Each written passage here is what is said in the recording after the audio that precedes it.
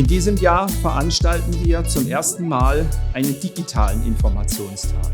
Man kann sich natürlich in die Diskussion bei einem Vortrag einbringen. Es gibt Chats, wo man sich austauschen kann. Es gibt eine Lounge, wo man speziell nochmal verschiedene Personen zusammenkommen können für einen Austausch. Ich freue mich auf die Szene, auf Menschen, die tolle Ideen haben, und genau die möchte ich treffen, auch mit meinem Team, Leute, die was verändern wollen. Wir laden euch herzlich ein, kommt einfach auf uns zu, wir sind da, wir sind ansprechbar und freuen uns über jede Diskussion. Am KIT Innovationstag können die Studierenden neue Eindrücke gewinnen, verschiedene Firmen kennenlernen, sich mit dem Thema Entrepreneurship befassen und viele neue Erfahrungen sammeln.